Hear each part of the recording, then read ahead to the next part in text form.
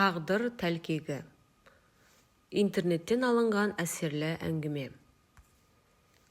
Соңғы кезде ауруы меңдеген Жайлаубай ақсақал мүлдем жатып қалды.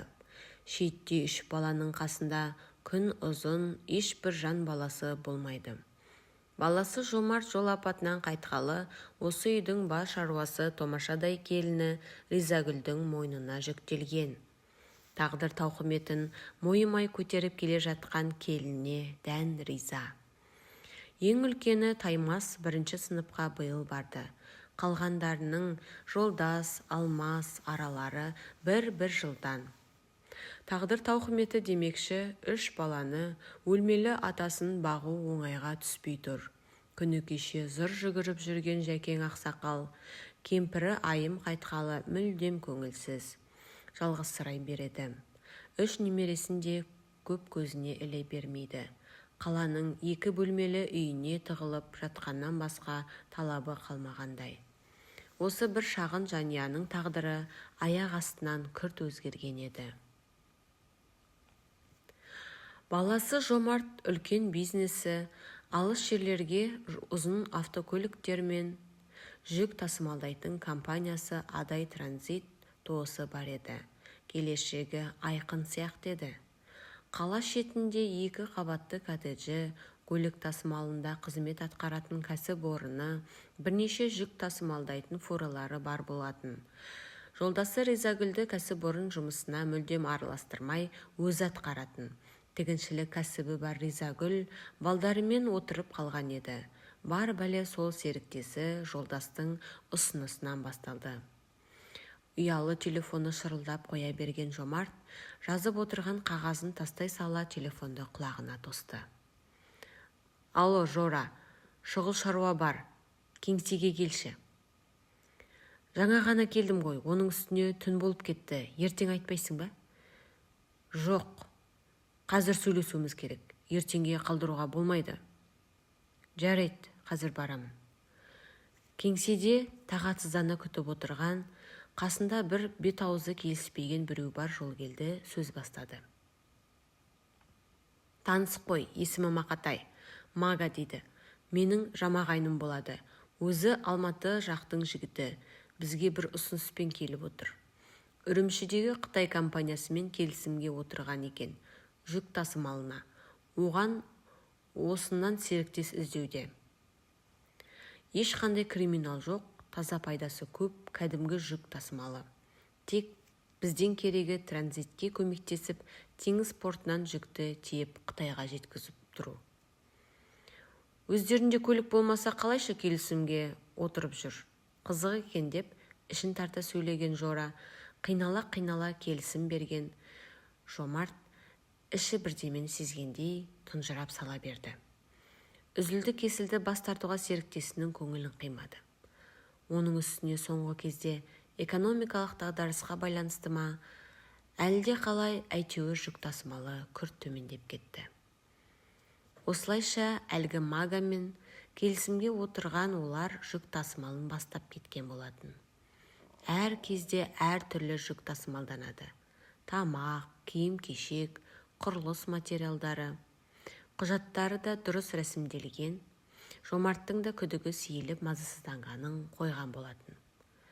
Соңғы кезде жол келді тым пысықсынып кеткен сияқты ма, жүктерді жүктеу, жөнелту мәселелері оның тікелей құзыретінде болмаса да, дамыл таппай басы қасында өзі жүгіріп жүргені. Мысалы кеше Ауғанстаннан Ресей арқылы транзитпен келген тамақтарды мұқият тексеріп қастарынан бір елі шықпады. Қытайға кететін бір фураның жүргізушісі Жомартты қатты сыйлайтын бір құрдасының інісі болатын. Аты Рейімбай.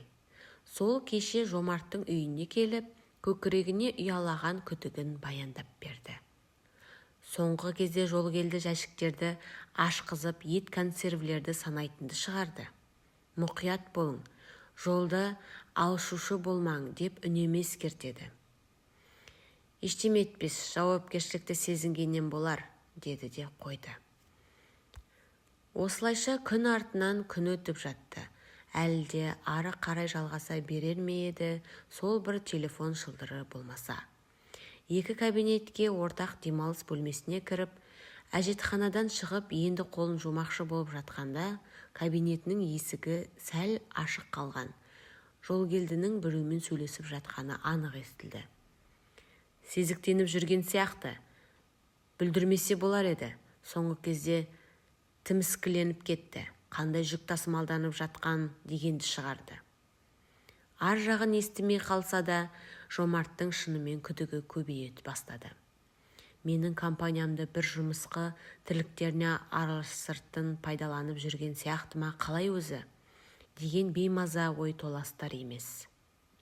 Жомарт бір күні өткендегі жақын таныс шопырын шақырып алып тапсырма берді. Жәшіктердің ішінде не екен анықтауымыз керек.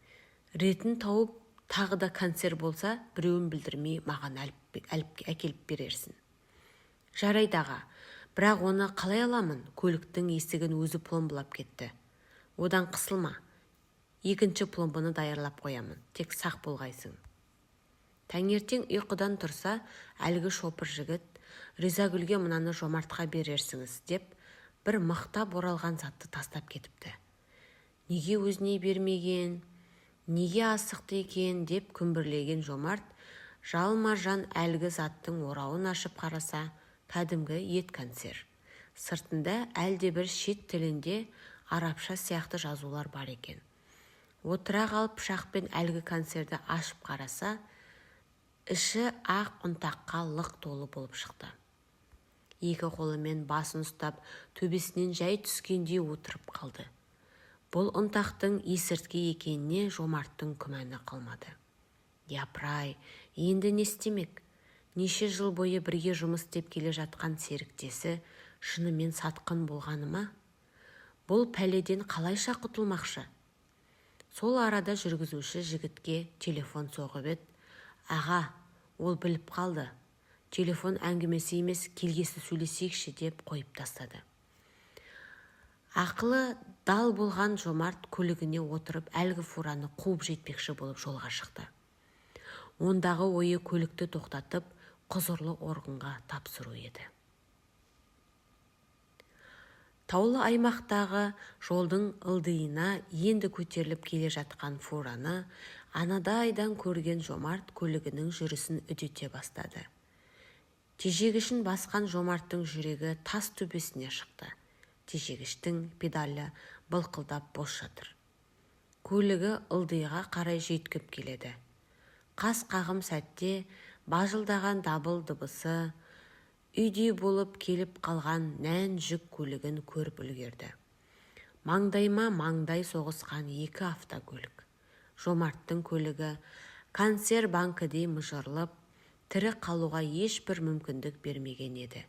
Кейіннен зертхананың тұжырымы бойынша автокөліктің тежегішінің түтігі тесіліп кеткен болып шықты. Ол қалай тесіліп жүр, не себеп болды, жабулы қазан жабулы күйінде қалып қойды. Енді болмашы кейін шегініп, Жолгелді мен Маганың арасында болған әңгімеге тоқталып кетейік. Осы жүк тасымалы рейсін кейінге шегермесе болмас. Жомартпен сөйлесіп көру керек, деді Жолгелді. Жоқ, олай тәуекел етуге болмайды. Басымыз кетеді. Сенің адамың өзің шеш. Жағын ашпайтын болсын, деді тістеніп. Осылайша екеуі ара Жомарттың тағдырын шешіп тастап еді. Жомарт өлгеннен кейін Жолгелді шімірікпестен фураларды да, Жомарттың коттеджін де, кәсіпорынды да өз атына аударып алды. Осының бәрін қалай заңдастырды, қалай атына аударып алды, жұмбақ күйінде қалып қойды. 80-ді алқымдаған Жәкең ақсақалда бір момын адам болатын. Артында қуанары немесе жанашыры жоқ жесір Ризагүлдің қолынан бар келгені 2 бөлмелі пәтерін сақтап қалғандығы болды. Жалғыз баласының аяқ астынан опат болғаны айым кемпірге қатты ауыр тиіп жатып қалды да, бас аяғы 1 айдың ішінде кенеттен қайтыс болды. Осылайша шалқып отырған бір жанұя ойраны шығып, демде бейшара халге түскен еді. Таңертеңнен түннің бір уағына дейін көз майын таусып тігін тігіп, жанұясын асырап отырған Ризагүл атасы мен 3 баласының амандығын жатса тұрса Құдайдан тілеп отырғаны. Жолгелдінің жұмысы оңынан оралып, мекемесінің табысы күннен күнге өсе түсіп, асыға алшысынан тұрған еді. Әйтсе де, күн өткен сайын қайтып шығар жол жоқ. Әлемдік есірткі мафиясына сүңгіп кеткеннен өзде байқамай қалған болатын. Ол транзиттік есірткі дәлізінің күрделі механизмінің бір шұрыпы ғана екен білмей, ақшаның көптігінен көкірегімен көк тіреп, құйрығымен жер тіреп дегендей өзіне дән риза халде еді. Оны мойнына жүктелген серіктесінің әрі өз қазағының қаны, 3 шеттей баланың көз жасы да бір сәтте ойландырмап еді.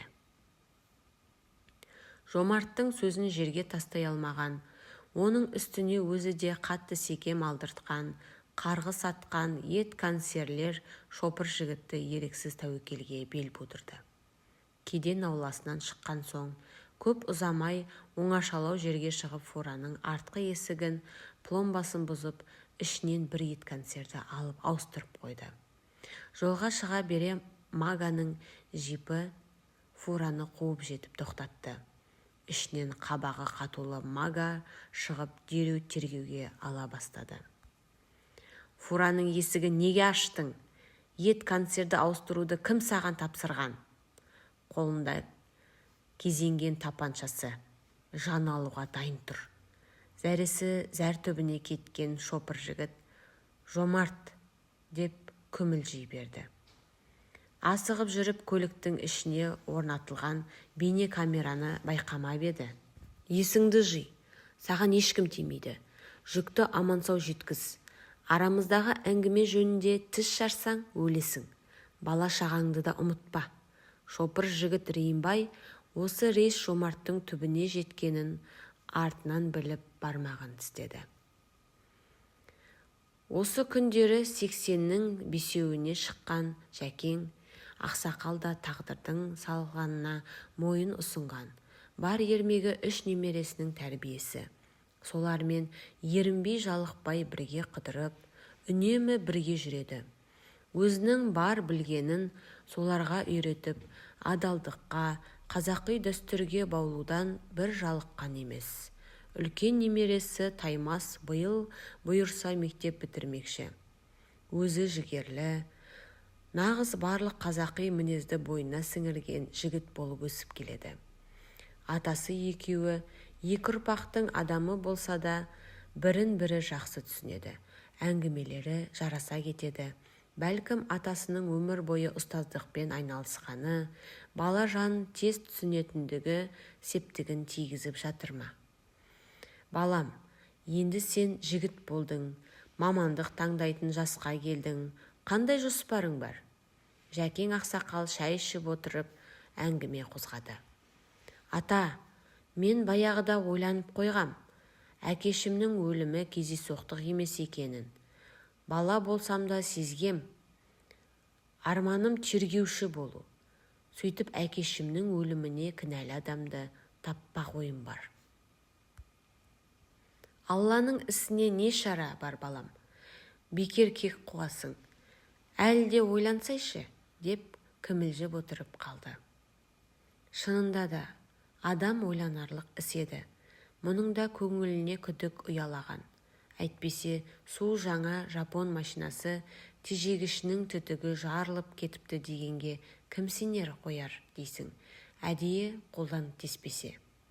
Мектеп бітіргеннен кейін көп ойланбастан Таймас әскер қатарына қызмет етуге аттанды.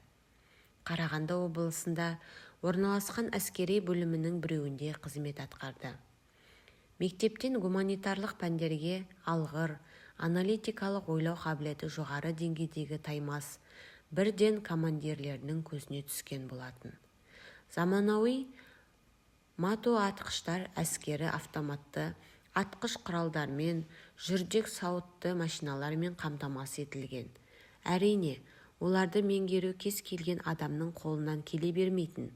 Ұқыптылықты, жоғары жауапкершілікті қажет ететін еді.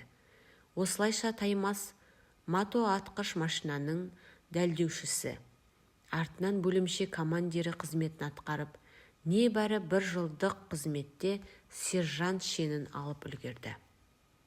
Жаңадан келген сарбаздарға қорлық көрсету, оларға тәрбие беру бұл әскери бөлімшеде де жоқ емес еді. Осындайға жаны қас Таймас әу бастан қарсылық көрсетті. Ешкімге қорлық бермеді де, ешкімге қорлық көрсетпеді. Жауырына қақпақтай ірі жігітке батып, ешбіреуі сөз айта алмайтын. Өзі сондай батыр тұлғалы болса да, жан дүниесі қандай нәзік. Біреудің қайғысына тез ортақтасушысы еді. Негізінен бөлімде әлімжеттік жасайтындар, контрактниктер болатын. Олар жаңадан келген сарбазды тексерудің астына алып, қайдан келдің, әке-шешең не жұмыс жасайды, кәсіпкер емес пе, бәрін біліп алатын. Өзімен бір шақыруда қызмет атқаратын Елдосқа ерекше іш тартты. Сұраса келе рулас болып шықты. Роталары басқа болғанымен бір батальонда қызмет атқарды. Әрине, жатын казармалары бөлек болатын. Таймас карантиннен өтіп казармаға келген күні кешке жастардың бәрін қатарға тізіп қойып, командирлері таныстыруды бастады. Таймастың бөлімше командирі сержант Дики деген тығыншықтай домаланған сары орыс жігіті екен. Өзі Шығыс Қазақстаннан келген. Контрактпен қызмет атқаратын болып шықты. Жатар кезінде Таймасқа қарай шуаш шылғауын лақтырып, жуып таста, таңертең кеуіп тұратын болсын, деп ежірейді. Туғалы мұндай қорлықты көрмеген Таймас тістеніп, мен сенің қатының емеспін, жусаң өзің жу деп кері лақтырды. Шылғау барды да еңкейіп жатқан Дикидің басына ілініп қалды. Ашудан көзі шатынап кеткен Дики, ұстаңдар ананы деп айқай салды. Ауыз біршіліктері сондай болар ма? Демде 3 жігіт жабылып, Таймасты қолдарын қайырып ұстап тұрды. Сарбаз ремені май құйрыққа оса бастады. Таймас қанына біткен қайсарлықпен демін шығармай тістеніп қатып қалды. Мұндай үнсіз қарсылықты күтпеген Дики бірден тосылып тоқтай қалды. Жарайды, алғашқы сабақ осымен бітсін, кейін жалғастырармыз, жатыңдар деп айқайлады.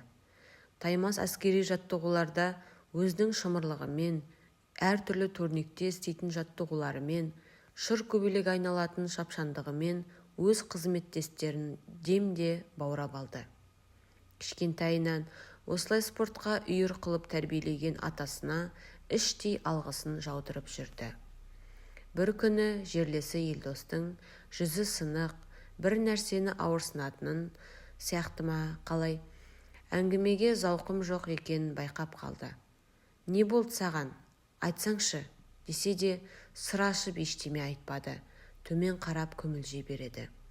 Сөйтсе, өзінің басына өткен тәрбиелеу жұмысы мұның да басынан өткен екен. Әңгімесінің төркініне қарай Елдостың олардың сындырып тастаған байқады.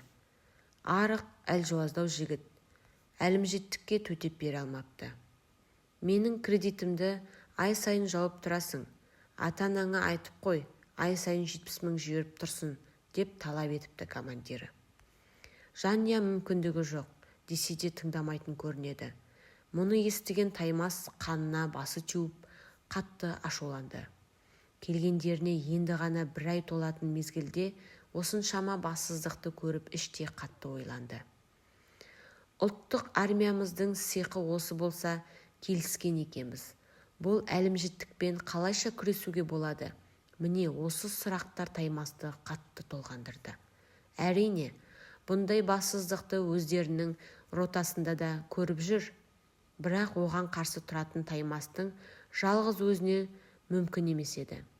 Қалған сарбаздар осыған мойын ұсынып, құдды солай болуға тиіс деп қабылдап отыр. Дегенмен, Елдостың командирімен сөйлеспесе болмайтын сияқты. Осылайша екі ойлы болып жүргенде, бір күні көрші ротада бір сарбаз аяқ астынан қатты ауырып қайтыс болыпты деген хабар дүңк ете қалды. Жүрегі қылып ете қалған Таймас кім екенін білуге асықты. Сөйтсе, бекер сезіктенбепті. Қайтқан сарбаз Елдос болып шықты. Ресми мәлімет бойынша Елдостың аяқ астынан жүрегі тоқтап қалыпты. Шамасы сарбаздың ауыр жаттығуларын көтере алмаса керек. Содан бұқаралық ақпарат құралдары жарыса жазып, халық арасында қатты наразылықтар, биліктің дәрменсіздігіне деген сын көз қарастар әлеуметтік желіні шулатып жатты. Көрші облыстан 20 шақты автокөлікпен шыққан Елдостың жанашырлары бастаған наразы топ таң ата келіп әскери бөлімнің қасына тоқтады. Талаптары: әскери бөлімнің командирлері шығып халық алдына жауап берсін. Облыс басшылары, құзырлы органдар басшылары бірге келіп осы бассыздықтарды тоқтату жолын халық алдында баяндасын. Әскери бөлім маңы у-шу қаптап жүрген бақ өкілдері. Кейбір билікке деген наразылықтары жиналып қалған топтарға бұл оқиға таптырмайтын құрал болып шықты. Түс қайта тергеу басталып, қызметтестерді Елдостың жерлестерін жауапқа шақырып жатты. Кезек Таймасқа да келді. Сен Елдоспен қалай таныстың? Араларыңда не бар? Неге сен ала-пөле онымен танысып жүрсің? Деген қый-тұрқы жауаптарды жаудырды. Келіп майор шеніндегі түсі суық әскери прокуратура тергеушісі. Тергеу барысында Таймастың сезгені кінәні сарбаздарға бұрып әскери бөлім қызметкерлеріне шық жұқтырмады. Әскери сараптама қорытындысы сарбаздың жүрек тұсында ішкі ісік бар екенін анықтапты. Ендігі мақсаттары болған істі сарбаздар арасында әлімжеттік нәтижесінде деп дәлелдеу. Бірақ бұл тұжырымдары жараға жуымайтын еді. Себебі әскер қатарына келген сарбаздар бұрынғыдай 2 жыл емес, 1 жылдың ішінде жас сарбаз, кәрі сарбаз болып та үлгеріп жарымайтын еді. Оның үстіне қысқа мерзім қызметті сарбаздары ішінде жерлестік, рушылдық, бір-біріне деген іш тартушылық басым болатын. Әскери бөлім маңына жиналған 100 шақты топ тарқамай тұрып алды. Осынау дағдарысты саяси бағытқа бұрушылар да білгендерін істеп бағуда. Ең соңында облыс басшысы келіп, әскери бөлім командирі мен рота командирі, бөлімше командирі жауапқа тартылып жатыр. Қызметтерінен босатылды. Сарбаз өліміне қатысты қылмыстық іс қозғалуда екенін баяндағасын барып әскери бөлімді торуылдаған топ тарап кеткен болатын. Ел ішіндегі соңғы кезде көптеп орын алған осындай оқиғалар жалпы халыққа қызмет етуге арналған құзыретті органдар, халыққа қарсы қызмет атқарып отырғандары Таймасты қатты толғандыратын. Жалпы елімізге мықты да жедел реформа керек екенін барған сайын айқындала түскендей. Заң жолында қызмет атқарып, осы болашақ аса қажетті реформаға өз үлесін қосуды армандап, Таймас түзету бағытта келе жатқанына іштей дән риза болатын. 1 жыл әскери қызметте зулап өте шығыпты. Таймас сержант шенінде қаласына оралды. Атасы екеуі бірін-бірі қатты сағыныпты. Атасы Таймасты жас балаша еркелетіп, құшақтап, бетінен сүйіп, әлек кемсеңдеп те қояды. Алла, жаным осы күнге жеткізгеніңе мыңда бір рахмет. Таймас үйде көп жатпастан облыстық ішкі істер департаментінің кадр бөліміне барып, ішкі істер жоғарғы оқу орнына түскісі келетінін баяндады. Майор шеніндегі әдеміше келген, шамасы 40-тың қырқасына шыққан әйел күрімсірей қарап, өте орынды. Бізде қазір Қарағанды ішкі істер академиясына құжат тапсыру жүріп жатыр. Казармалық жағдайда оқисыздар. Стипендиясы да жоғары. Тамақ, киім тегін. Басқа да жеңілдіктер қаралған, деп зулатып ала жөнелді. Жай айтса, құдды Таймас айнып қалатын сияқты. Осылайша арман қуған Таймас Қазақстан Республикасының ішкі істер министрлігінің Қарағанды академиясынан бір-ақ шықты. республика бойынша қақпан операциясы жүріп жатқан кез. Бұл операция ұлттық қауіпсіздік комитеті жанынан құрылған арнайы жедел топтың басшылығымен іске асып жатқан еді. Арнайы жедел топ бұл операцияға жыл бойы дайындалған болатын. Өздерінің құпия агенттерін ұйымдасқан қылмыстық топтарға енгізу арқылы транзиттік есірткі дәлізін бақылауды қолға алған болатын. Жедел ақпараттың нәтижесінде қазақстандық есірткі мафиясы бар екенін, олардың орыстардың Батям мафиясымен, Қытай Триада мафиясымен тығыз байланыста екенін анықталды. Жылдық табыс 24,7 миллиард долларды құрайтын. Қытай мафиясының әлемдік ең үлкен 7 мафиясына, оның ішінде қазақ, орыс мафиясына ықпалы зор болатын. Әрине, бұл астыртын құрылымдардың ішінде мемлекеттік құзырлы органдар басшылары, мемлекеттік қызметкерлер де жоқ емес еді. Өйткені мұндай күрделі механизм онсыз мінсіз жұмыс жасауы неғайбыл еді. Дипломын алып туған қаласы Ақтауға келген Таймас үйде көп жата алмады. Су жаңа дипломын құшақтап, Ішкі істер департаментінің кадр бөліміне келді. Баяғы академияға жолдама берген әдемі апайы тағы алдынан шықты.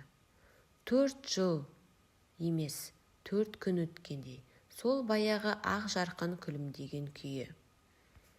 Қандай бағытта жұмыс жасағың келеді? Тергеу саласында әзірше орын жоқ. Өзің үшін бірінші төмен жақтарынан бастағаның абзал. Сондықтан, егер қарсы болмасаң, есірткі бизнесіне қарсы күрес басқармасын берейін. Бөлімшелерінде 2 вакансия бар екен. Жарайды, қарсы емеспін апай. Оныңызда жөн шығар, дейді жай ғана жымиған Таймас. Сөйтіп, кіші лейтенант Жайлаубаев Таймас қалалық ішкі істер басқармасының есірткі бизнесіне қарсы күрес бөлімінің жедел іздестіру қызметкері лауазымына тағайындалды. Салған жерден республикалық қақпан операциясының бел ортасына кіріп кеткен болатын. Жауырыны қақпақтай ірі тұлғалы Таймас бірден қызметтестеріне қатты ұнады. Кішіпейілділігі, денесіне тән емес жұмсақтығы адамды бірден өзіне баурап алатын. Бірақ қызмет барысындағы қаталдығы, табандылығы, принципшілдігі қатар жүретін Таймас бір түрлі жұмбақ жігіт еді. Өзіндік жоспар құрған Таймас мұрағатты атқарып, неше жылдық шаң басып жатқан құжаттармен, істермен танысып жүрді. Әрине, оның бәрі жұмыстан тыс мезгілде жасап жүргеннен соң бастығы да қарсылық білдірмеген болатын. Іздестіру барысында анықталған әрбір қылмысты немесе сезікті тұлғалардың істерінен қазіргі өтіп жатқан операцияға байланыс іздеп, көз майын таусып көп отыратын. Нәтижесі де жоқ емес. Бұрнағы күні өткен жедел отырыс кезінде өз ұсынысын айтып қызметтестерін таң қалдырған. Қызметтестері қазірлері оған шикі өкпе ретінде емес, терезесі тең адамша қарайтын болған. Бір күні 5 жылдан бері шаң басып жатқан жұқалау папка қолына түсті. Жауап алу хаттамасының бір жерінде «Адай транзит тоғысы» деген сөзді оқып төбесіне су құйғандай отырып қалды. Жол көлік оқиғасынан жардап шеккендер, серіктестік директоры Жайлаубаев Жомарт, оқиға орнында қайтыс болған, арнайы өндіріс көлігі АЦН жүргізушісі Сариев Серікбай жеңіл жарақат алған. Кінә Жайлаубаев Жомарттан болған. Бұрылыста қарсы бағытқа шығып кеткен деген қысқаша ғана. Есірткі дәлізіне қатысы жоқ деген тұжырыммен жауып тастаған. Кезінде азғантай партиямен ұсталған есірткі таратушы топ қолға түсіп, бір ұшы Жолгелді Сариевичке келіп тірелген болатын. Әлде ақша беріп құтылып кетті, әлде ықпалды біреулердің араласуымен әйтеуір іс сотқа бармай жабылып қалған екен. Осылайша бір болар болмас үміт оты жарқ еткендей болды. Алтын тапқан жерді белден қаз демекші, Таймас әрмен қарай шұқылай жөнелді. Күдігін ашық айтпай, ара-арасында сезік тудырмай, жай-жайдан қазбалап бастады. Сонау әкесі қайтыс болған жол көлік оқиғасының екінші қатысушысы Сариев Серікбай, Адай транзит тоосының қазіргі директоры Жолгелді Сариевичтің туған інісі болып шыққаны Таймасты қатты ойландырды. Япыр-ай, араларында қандай байланыс бар? Бұл кездейсоқтық емес сияқты деген ой мазалап кетпей қойды. Шынында, сол жол көлік оқиғасы болатын күннің алдында оқиға былай өрбіген еді. Жолгелді Магадан тапсырмасын алған соң қатты ойланды. Екі оттың ортасында қалғанын, бұл тығырықтан қалай шығу жолдарын ойлап басы қатты. Тез арада бір шарасын алмаса, фураны ұстап алын бәрін әшкерелейтін айдан анық. Мұнай саласында қызмет істейтін арнайы автокөлік жүргізушісі інісі Серікбай есіне түсіп телефон соқты. Алло, Серікбай, сен қайдасың? Жұмыстамын аға, Жетібай жақтамын. Мен қазір шығамын, шұғыл шаруа бар. Кешкісін мені күт үй жағыңда. Қысқа қайырған Жолгелді дереу жолға шықты. Кешкісін екеу ара оңаша кездескен соң көп кідірмей тікесіне көшкен Жолгелді. Сенің көмегің керек.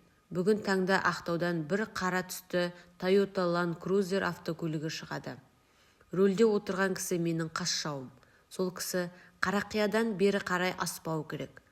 Ол үшін ертерек барып 48-ші шақырымда ылдидағы бұрылысқа байланысты салынған айналма жолда күтіп тұрасың. Көлік авариялық жағдайда келтірілді. Деп, сен қысылма, бәрі ойдағыдай болады. Саған тек аздап көмектесіп жіберсең болды. Өткендегі үй мәселесін Ақтаудан шешіп қойдым. Бәрі ойдағыдай болса, кілтін аласың. Үйді естіп көзі жарқырап сала берген Серікбай ойланбастан келісе салды. Оның үстіне Құдай бергенде ертең оймашаға барып кел деген мана бастығы. Сөйтіп, межелі жерде күтіп тұрған Серікбай жолға қарай көзі талды. Әуелі бір ұзын автомашина фура өтті шаңдатып. Артынан іле-шала құдды соны қуып келе жатқандай қара джип көрінді. Серікбай ылдиға құлап кете жатқан автокөлікке тіке салып қоя берді. Таймас өткенді қазбалай келе, Адай транзит тоосының 80% акциясы әкесінікі болса, Жолгелдің үлестік пайызы небәрі 20% болса да, қалайша серіктестікті, базасын, дүниені, мүліктерін өзіне қаратып алған деген сұрақ туындап оған жауап іздеді. Таймастың әкесі қайтыс болғаннан бір ай өткесін 2 қабатты үйіне бір кісі келіп, мен қорғаушымын. Мына мүлік енді сендердікі емес. 10 күннің ішінде босатуларың керек дегені әлі есінде. Анасы құжаттарын көрсетуді талап етті. Міне киіңіз. Қолындағы қара папкісінен әлде бір қағазды алып ұсынды. Жылжымайтын мүлікке құқық беретін құжат болып шықты. Бас сенімхат негізінде рәсімделген деген жазу тұр. Бұлай болу мүмкін емес. Мұнда бір шикілік бар, деп зар еңіреген анасының даусы әлі құлағында тұр. Өзі барда мекемесінің бар мүлігіне бас сенім хат берудің қандай қажеттілігі болды екен. Әттең қолымыз қысқа. Таймасжан, сен әлі жассың ғой. Алла өмір берсе әлі қайтарып аларсың үй мүлкіңді. Жолгелді жауыз сұм екен ғой. Бәрін алдын ала жоспарлапты. Құдайдан қорықса қайтеді екен. Шіркін, дәм тұзым жібермесін. Анасы Ризагүлдің осылайша ашынап айтқан сөздері есінде қалып қойыпты. Осылайша серіктестікке тиісті автокөліктер, 2 қабатты үй, басқа да мекеменің күллі мүлкі Жолгелді Сариевичтікі болып шыға келген. Тек бұл тізімге кірмей қалғаны осы қазіргі өздері тұрып жатқан 2 бөлмелі пәтер болып шықты. Онда да пәтер Ризагүлдің атында екен. Ақ көңіл аңқау баламай, мына жемқордың қалайша уысына түскенсің деп басын шайқап отыратын Жайлаубай ақсақал. Таймас іздеп жүріп баяғы Рейімбай шопырды тауып алды. Әлі сол мекемеде фура жүргізуші болып алыстарға жүк тасымалдайды екен. Жомарт марқұмды қатты сыйлайтын. Әрі бір жағынан Жайлаубайға құда бала болып келетін Рейімбай бүкпесіз болған жайттың барын сайрап айтып берді. Тек төменшектей берген жүзінен бір нәрсеге қобалжитынын байқауға болатын еді. Мені куәға тартпай-ақ қойшы, ана жауыздан бәрін күтуге болады. Таймас ойланып қалды. Әрине, жалғыз Жолгелдінің басына жетерлік бұл тартпас деректер жиналып қалған. Бірақ негізгі мақсаты бір ғана Жолгелдіні ұстау ма? Операция қақпан қайда қалмақ? Осылайша ойлаған Таймас Жолгелдінің жеке басына іс ашуға асықпады. Есерткі тасымалдау сызбасының ішіндегі атқаратын рөлін аша түсу, сыбайластарын анықтау, ең негізгі мақсат мафия жетекшісін айқын дәлелдермен құрықтау еді. Таймастың қызметтес жұбы қостанайлық майор Сабыров Мәжит деген жасы 40-тың қырқасына шығып қалған орта бойлы мығым жігіт. Орысша, қазақша қосып сөйлеу әдетіне айналған, өте сабырлы, тәжірибелі болып шықты. Екеуі бірігіп жұмыс істегендеріне бірнеше айдың жүзі болды. Әйтеуір, онымен арқайын барлауға баруға болатынына Таймастың көзі жеткен. Жұмыс аяғында қағаздарын жинап жатқан Мәжит айтпақшы ертең ертерек шық. Өткендегі анықтаған есірткі таратушы топтың адамын қолға түсіру керек. Бұлар біздің негізгі операциямызға көп көмегін тигізулері мүмкін. Жарайт Мәке, мен дайынмын ғой. Таң қылаң бере жасырын жерлерді торуылға шыққан екеуі теңіз жағалауымен жай әңгімелескен болып келеді. Көздері теңізге түскелі жатқан жас жігітте анау да әккі қу болып шықты. Киімдерін қойған болып тастың арасына бірдеңені жасырып үлгерді. Аралары 20-30 метрдей, екі жақтан бірден жүгірмесе ұстаулары екі талай. Суға түсуге келе жатқан болып, жайлап 5-6 метр жақындай түсті де, екеуі екі жақтан тарта бас салды.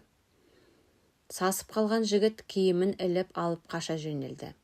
Бір-екі секіріп жетіп барған Таймас ұстап үлгерді. Жұп-жуас бола қалған жігіт. Жайма ағалар, не теңізге түсуге болмай ма деп тыпырлай бастады.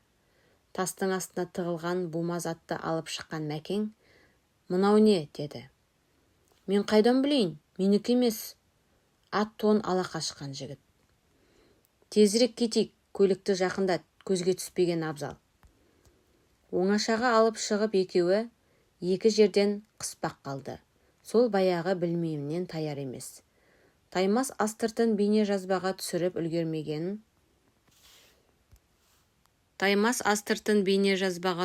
үлгергенін қайдан білсін. Бізде бұл тартпас факт бар. Босқа уақыт алмай признайся. Қайдан алдың? Бригадир кім? Мойындамасаң қазір осы жерге урою. Жүзі сұсты Мәкең тапаншасын бұлаңдатып. Желкесінен мықтап бір түйген Таймастың шоқпардай жұмырығына қарап тұрып сайрай жөнелді. Бригадир Коля Дубовый, кличкасы Дуб. Басқа ешкімді білмеймін, шын айтам, деп безектеді әлгі жігіт. Жарайды, верю. Біз сені жібереміз, тек ойлама, снять етем, деп 1,5 килограмм по крупному кетесің.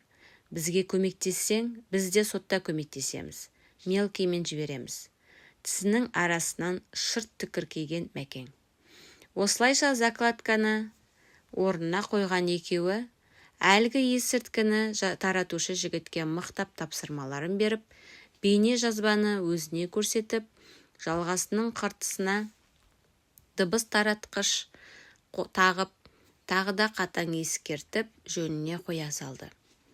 Олардың негізгі мақсаты Дубты астыртын бақылау. Сол арқылы қала басындағы есірткі желісін, мекен жайларын, астыртын шақыруларын толықтай тізімге алу. Осындай астыртын жұмыс жоспар бойынша тізімдегі барлық қалаларда жүріп жатты. Сөйтіп, қақпан операциясының басты мақсаты еліміздегі есірткі мафиясының ордасы болған ең ірі қалаларға бір мезгілде синхронды соққы беру болатын. Кешегі уәде бойынша астыртын агенттермен ДУПтың кездесетін нүктесінде көшеде көзге түсе бермейтін қораштау ескі «Жигули» тұрды. Бүгін түнде ДУП қарамағындағылармен сходка жасайтын көрінеді. Сол сходканы кешегі қолға түскен жігіт арқылы тыңдап, барлық ақпараттарын жазбаға түсіріп, сөйтіп операцияның бас штабына табыстау керек. Межелі күн жақындаған сайын операция мүшелері де демдерін ішіне тартып, әрбір берілген тапсырманы мұқият қатесіз орындап жатты. Мұндайда болмасын, бір кішкене жіберілген қателік бүкіл топтың еңбегін еш қылар еді. Межелі күнде жақындап қалды. Бәрің сақадай сай тұрың. Теңіз портынан жүктеп болып жолға шығар кезде қақпан жабылу керек, деп әр топ мүшесіне нақты тапсырмаларын беріп жатты. Топ басшысы егде полковник. Осылайша қылмыстық топ сонау Ауғанстан, Ресей арқылы Қазақстанға жеткізілген 200 килограмм таза героинмен қолға түсті. Мұны естісе, Қазақстан мафиясының мұндай тірлігіне әлемдік наркобарон, дүние жүзіндегі бірінші номерлі мексикандық атақты нарко-мафиози Тасбақаның өзі таң қалғанына аузын ашып, көзін жұмар еді. Бұны 3 миллиардтан асып жығылатын бұл ірі партияның қолға түсуі және бүткіл бір елдегі есірткі желілерінің бір мезетте күйреуі бұрын соңды болмаған оқиға еді. Шын мәнінде есірткі бизнесіне қарсы қазақстандық топтың қажырлы еңбегінің арқасында жүзеге асқан болатын. Кеденнен емін-еркін өтіп автокөлікке жүктелуі қазақстандық мафияның қандай жоғары дәрежеде аймақ арқылы тұрақты түрде қызмет атқарып отырғанының бірден-бір дәлелі болатын. Сол күні алдын ала жасақталған тізім бойынша басқа қалаларда да есірткі тасымалдаушылар, таратушылар, олардың жетекшілері бәрі қолға түсті. Әрине, құрықталған топтың ішінде кеден қызметкерлері, басқа да құзырлы органдар өкілдері, жолгелді сияқты ұсақ шабақтармен қоса мафия басшысы да қолға түсті.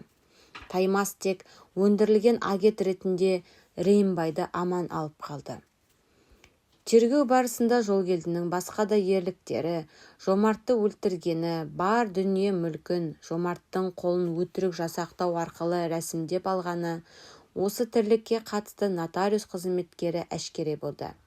Ұзаққа созылған сот процесі аяқталып, ұзақ мерзім есірткі тасымалдаумен айналысып келген қазақстандық топ әр түрлі деңгейдегі қатысушыларымен қоса тиісті жазаларын алды.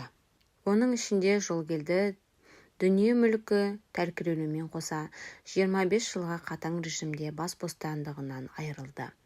Ал Мақатай Магаға келетін болсақ, ол қолға түспей сытылып кеткен болатын.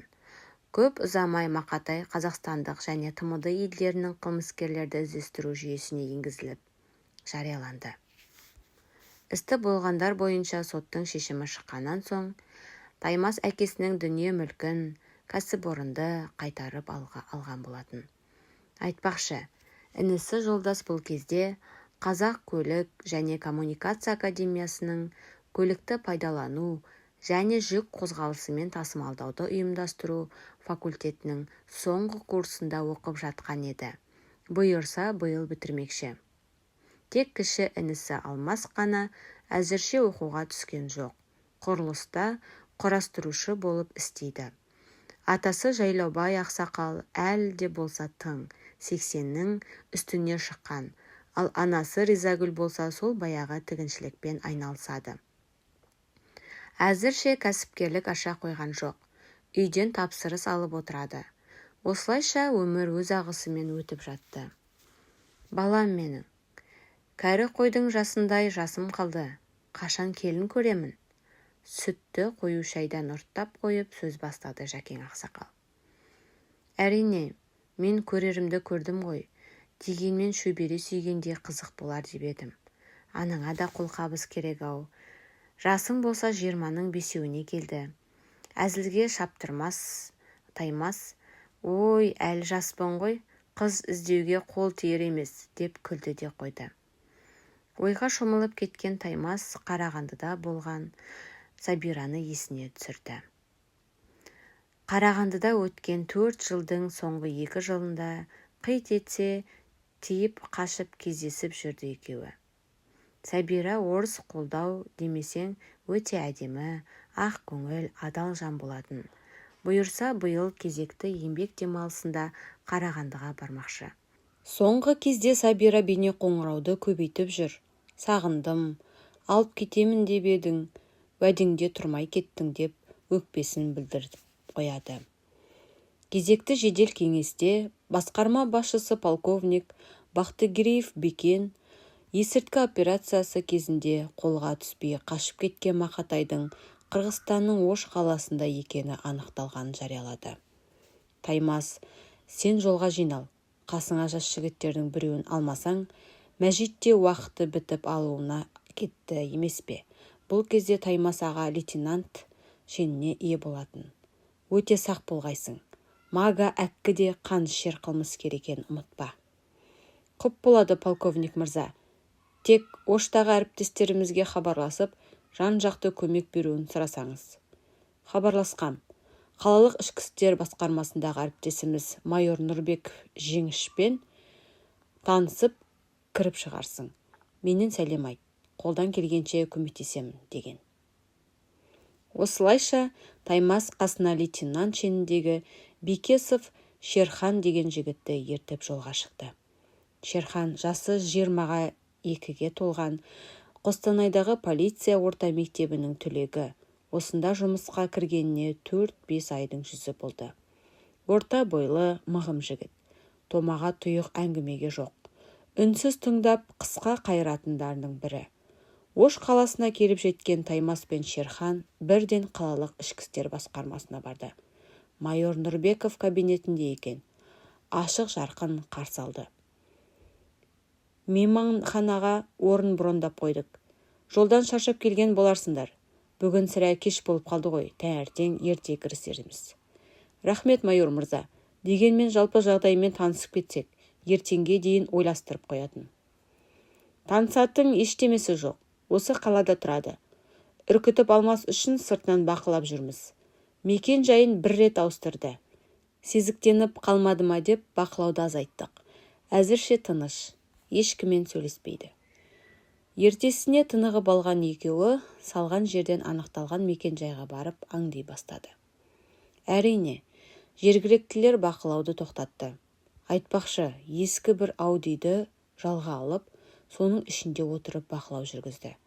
Таңғы сағат 7-ден бастап күткен екеуі түске таман ғана суреттегі кісіге ұқсайтын біреудің шығар есіктен көрінгенін байқады. Былайырақ шыққасын кісінің шынымен Мага екенін көздерін жеткізген екеуі ізіне түсті. Мага таксилетіп қала шетіндегі тастан салынған шарбағы бар үйге кіріп кетті. 2-3 күн бақыламай бірден бас салып ұстау қауіпті екенін, сыбайласы бар ма, жоқ па, болса нешеу екенін анықтап білу қажет екенін көкірегіне түйген Таймас, аңдысын аңдай тұрайық, деді сабырлап. Ымырт үйірле кері шыққан Мага өзінің жатақ жайына келіп кірді. Осылайша 2 күн бақылаған Таймас Маганың 2 сыбайласы бар екенін анықтады. Жеңішке операцияны бастайық деп ұсыныс берді. Қасыңа жедел топ қосып беремін, өздерің тәуекелге бармаң. Үшеуінде қару бар болуы мүмкін. Рахмет, майор мырза, біз дайынбыз. Ендеше ертең үшеуінің басы біріккесін бастайық.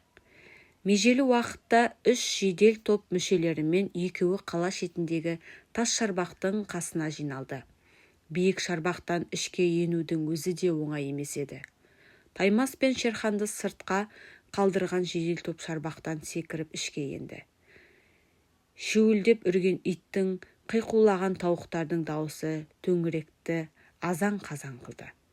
Дыбыс гранатасы даусымен қоса тапаншаның тарсылдаған даусы қоса естілді.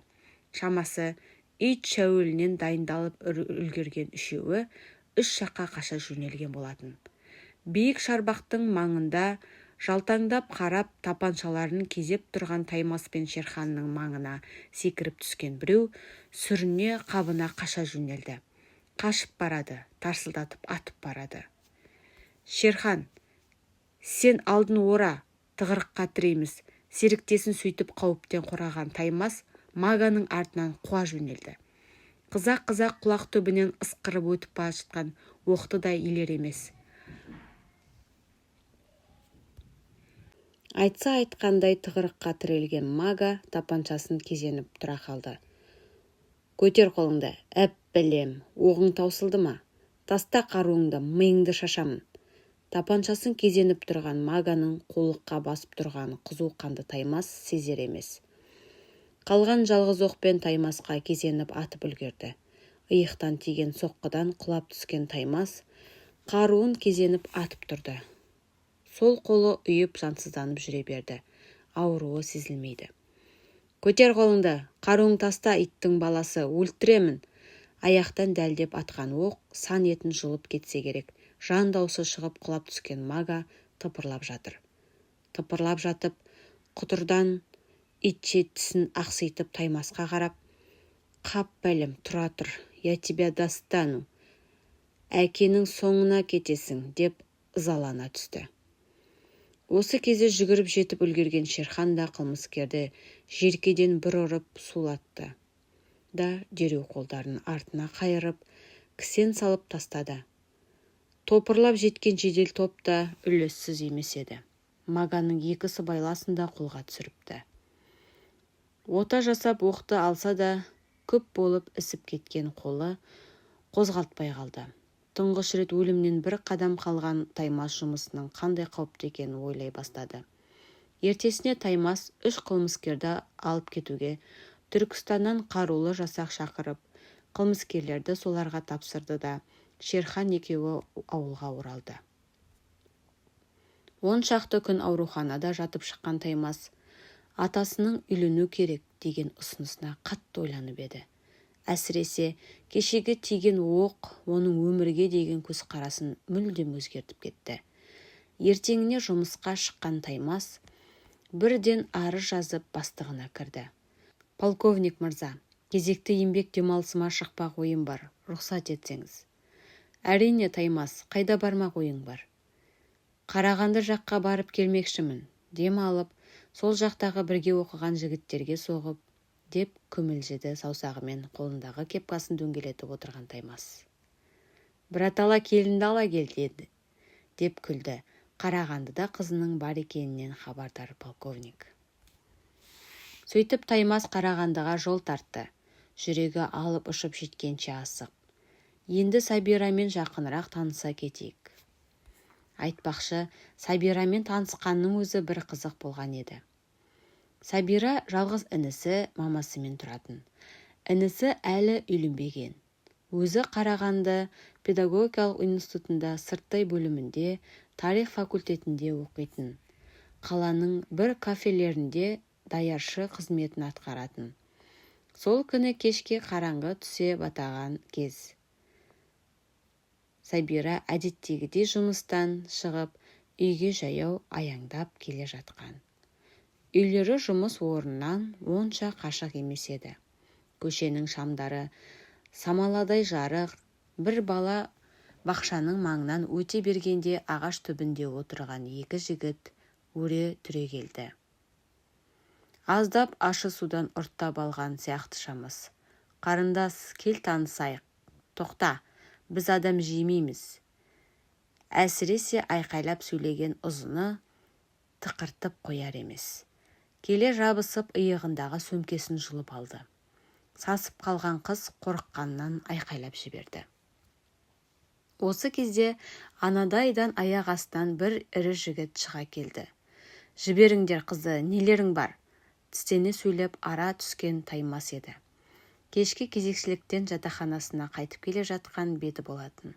Денесінің ірілігінен бе, немесе сұсты жүзінен бе, әйтеуір ығысқан жігіттер жөндеріне тайып тұрды. Осылайша аяқ астынан танысқан екеуі сол күні түннің бір уақытына дейін отырған болатын. Таймас келесі күні ақ жүрегі алабұртып әлгі қызды іздейтінін бірақ ұқты да сабақ біткенше асықты. Осылайша 2 жыл 2 күнгідей болмай өте шыққан еді. Бара-бара бірін-бірі жығыла жақсы көріп, екеуі де жүрек шымырлатар тәтті сезімнің құшағында болатын. Сәбира Таймасты ақылына көркі сай, биязылығымен, соңғы кездерде қыздардың бойына көп кездесе бермейтін шынайылығымен бірден жаулап алған болатын. Бір басына үйіп төгіп берген адамгершілігі, нағыз ер жігітке тән қайсар мінезі, ірі денесіне қарамастан сезімталдығы Таймасты да Сәбираға бекем таңып тастағандай, бірін-бірі көрмесе тұра алмайтыны халге жеткен болатын.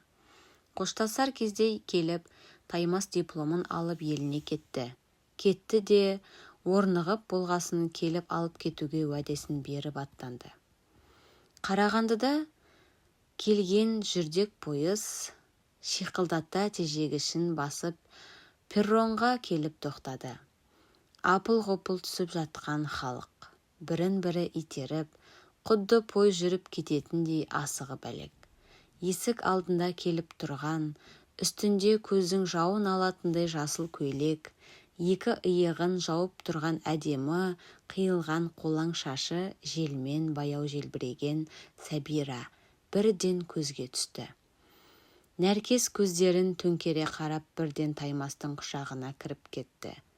Бірін-бірі қатты сағынған соншалық, екеуінен басқа жан жоқтай құшақтары айқаса түсті.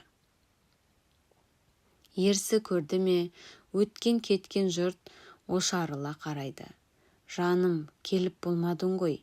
2 жанарынан қуаныш жасы сорғалаған Сәбира сыбырлап қояды. Сол күні мейманханаға орналасқан Таймас Сәбираны қасына алып қалды. Інісіне телефон соққан Сәбира, уайымдамаңдар, ауылға Таймас келіп, сонымен біргемін. Үйге ертең бірге барамыз деді. Таймастың иығындағы тыртықты көрген Сәбираның жүрегі зу ете қалды. Жаным-ау, мына жеріңе не болған? Жұмысың соншама қауіпті ме не? Қорқыныштан жүрегі аузына тығылған Сәбира сыбырлап. Ештеме етпес. Біз сияқты адамда бұл қоғамға керек шығар. Осы бастан үйрене бер. Тәртіп шақшысының жұбайы болған оңай емес, деді Таймас күбірлеп. Махаббаттың ләззатына бөленген екеуі 10 шақты күннің қалай өткенін де білмей қалған болатын. Таймасқа бір шешімге келетін уақыт таянды. Алғашқыда неге болса да дайын Сәбира да жеме-жемге келгенде анасын, жалғыз бауырын ойлап басы қатты.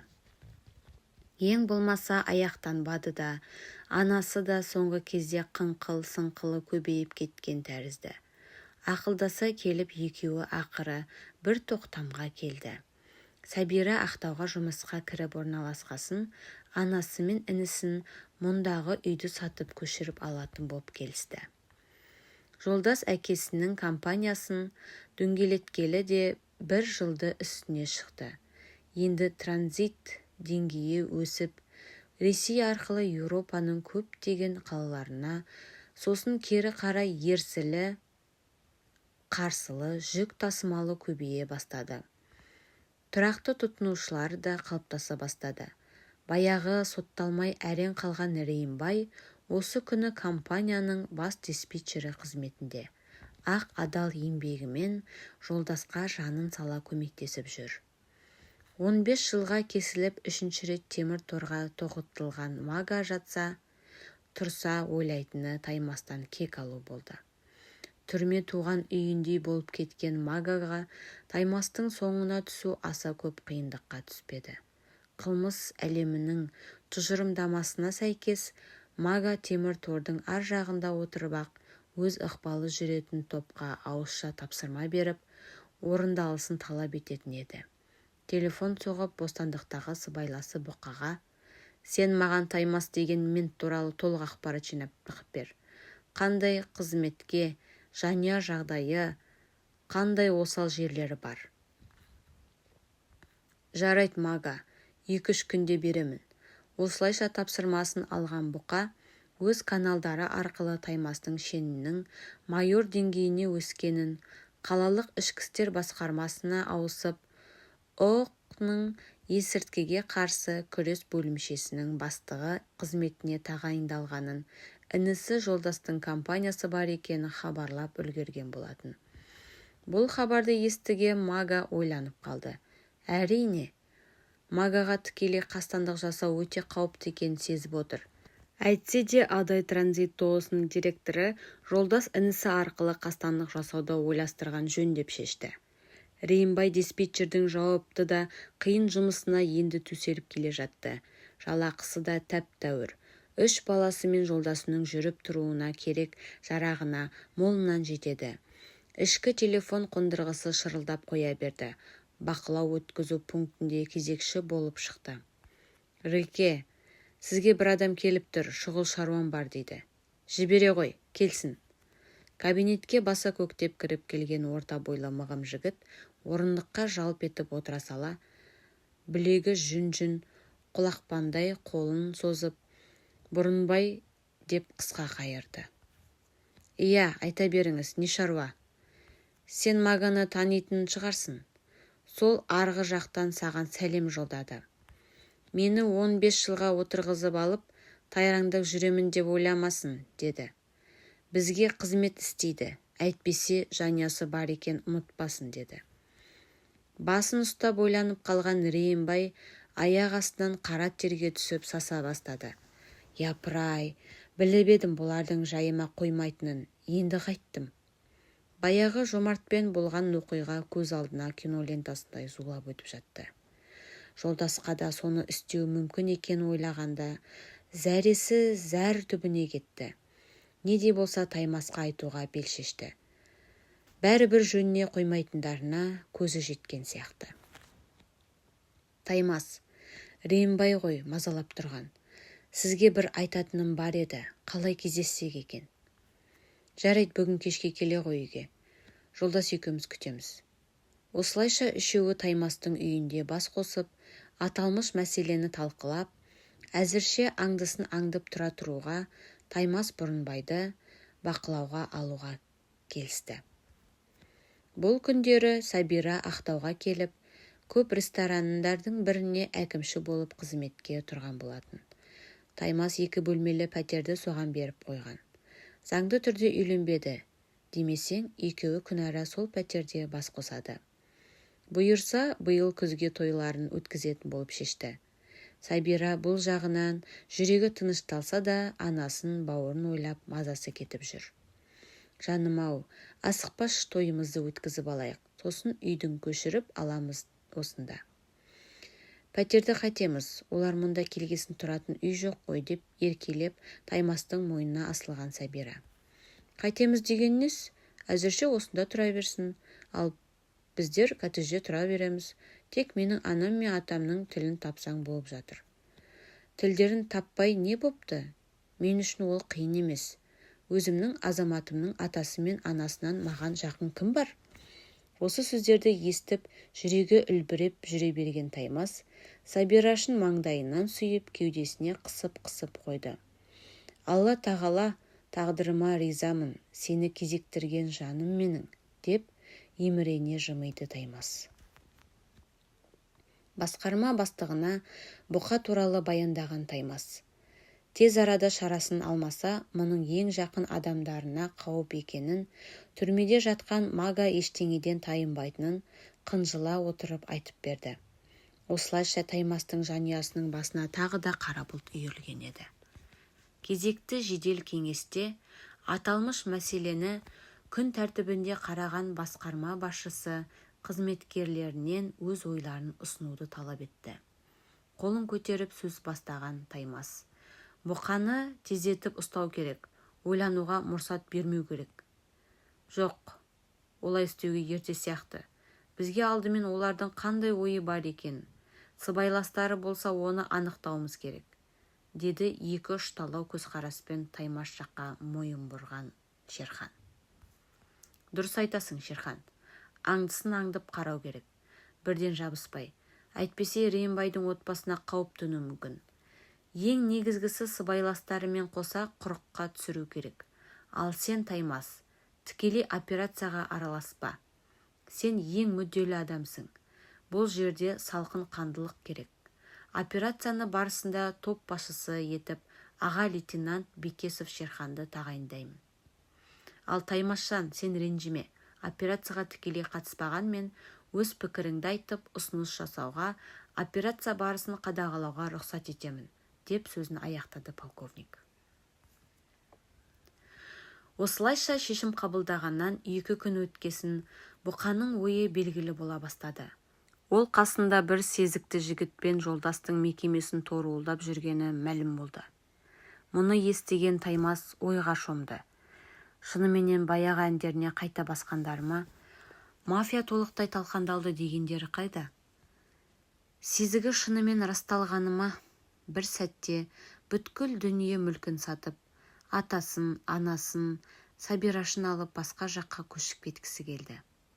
Әрине, онда жұмыстан шығуға тура келеді. Көп ұзамай Бұқа Рейімбайға талаптарын мәлім етті. Кәсіпорынның бүкіл тауар тасымалы құжаттарын бақылайтын, рәсімдейтін сен ғой, солай емес пе? Сұсты көзімен тіке қараған Бұқа. Иә, мен арқылы рәсімделеді, бірақ мен онымен не айтқыңыз келіп тұр? Жуырда Ираннан жүк деген фура келеді. Жүргізушісі біздің адам болады. Сол фураға өз кәсіпорындарының эмблемасын салып, құжаттарын рәсімдеп, Қытайға кететін фураларға ертіп жібересің. Үрімшіден біздің адамдар күтіп алып, жүгін түсіреді. Болған біткені осы-ақ. Бұл мәселені бастығың жолдас, әсіресе Таймас ағасы білетін болса, әйтпесе өзің не болатын білесің, деп күбірледі.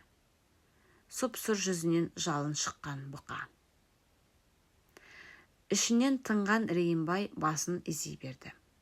Құжаттарын рәсімдеу, көлікті қайта жасақтау, астыртын жүзеге асатын болса, тірі тышқан білмеу керек.